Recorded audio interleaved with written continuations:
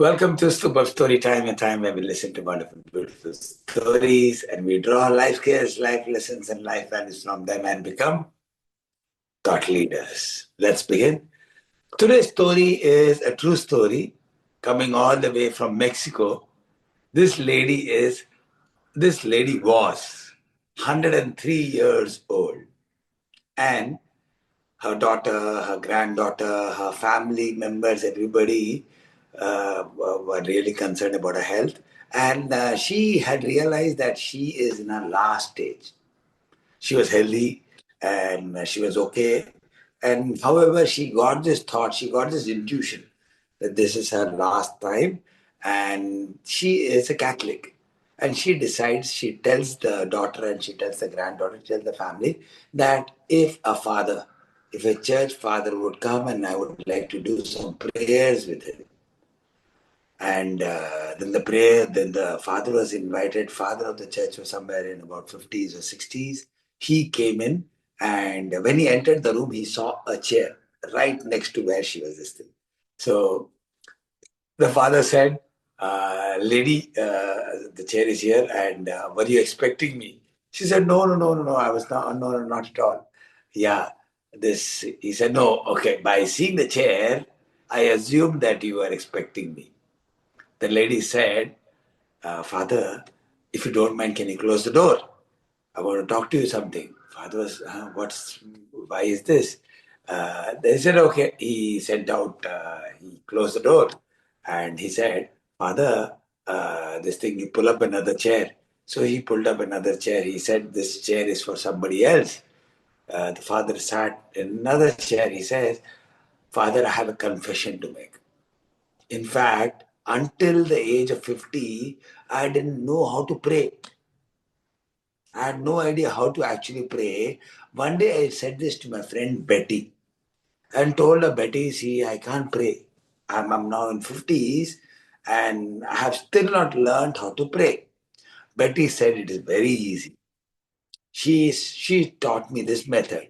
She said, place an empty chair in front of you and imagine the Lord, God is sitting right there, and just talk. Just talk. And initially I thought, what is this weird? But I started doing it.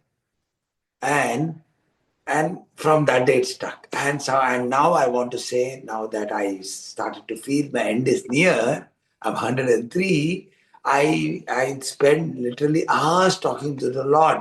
Lord comes and sits here. Whenever I want, the Lord comes and sits here. The father is like, he has tears in his eyes. He said, this is blessing. And they do the final prayers, and the father says, this is so beautiful, and he leaves. Then, next day afternoon, the father gets a call that the lady is no more. The lady has passed away, and she's passed on. And this daughter, the daughter is almost in her 79s or 78.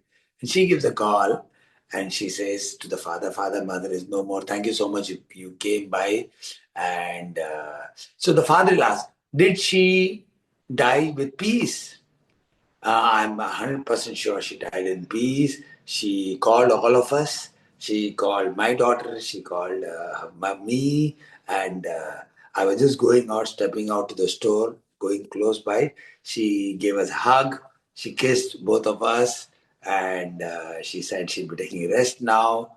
And we both left. When we came back, she had closed her eyes. She had a nice smile on her face. And she had passed on. But Father, there was something odd, something weird that I want to just share with you. This is what it is. What happened? So they're talking to her. She said, I found that she put her head on the empty chair. Her head was leaned over on the empty chair when we came back.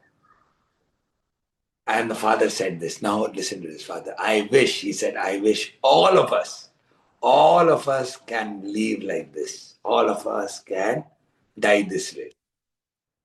What did we learn from this story? Usually, in the eyes of the people in socially and conventionally, in terms of religious term, there are certain ways that a prayer is done so and so way.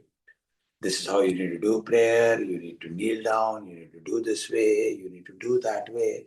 And there are certain set norms.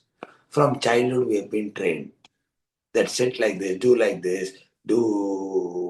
the prayer like this, do like this, or do like this. There are different ways in every religion. Tells you when you do a prayer like this. So now, this story, in fact, the father, when she says, my daughter, my granddaughter also doesn't know, because what she said there was that everybody has a certain way of doing certain things. But however, with connecting with God, and in this particular way, in this story, what it means is that you can connect if your heart is pure. Anything.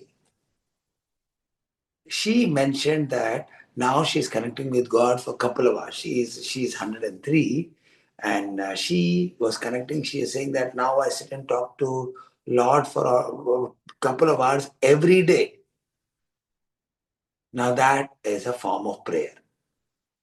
When you can truly connect in any way, it's possible. I have had people who say, I'm what work I'm doing. That is like a prayer. That's a prayer too. Prayer need not be that you have to go to a temple, you have to go to Tirupati, you have to go to some place and do all the things. If you put your heart and put your soul into anything, it becomes a prayer. Can studies not be prayer? It can be. It can be. It is all about how you put your head and heart into it. Prayer can be of any form. It could be in playing music. There are people who play music so beautifully, and people feel that it is nothing less than a prayer. And different people have different other ways. As long as you can put your heart and soul, you will be able to connect with the Almighty. So wonderful, beautiful story tells us that if you are knowing how you can connect and talk to God, you can connect to God. You don't need any scriptures, you don't need any books, you don't need any place of worship. You can worship anywhere and everywhere as long as you have a pure heart and you want to connect. She said, right? She said at the age of 50, she realized that she doesn't know how to pray. And a friend told her, just sit and talk. Have a chair, just visualize, just think Lord is sitting with you and just talk. And that's a prayer. And that is what the father said. I wish everyone could pass, everyone could die this way. Hello everybody, my name is Dr. Sachin and I am a life coach. I use games, activities and exercises to teach young champions valuable life skills and study skills which help them become number one in studies and number one in life. Continue to watch our videos, share them, subscribe to our channel and please do comment. It'll help us, it'll inspire us to make more good content like this. Thank you so much for watching our channel. Also do visit our website. Thank you so much.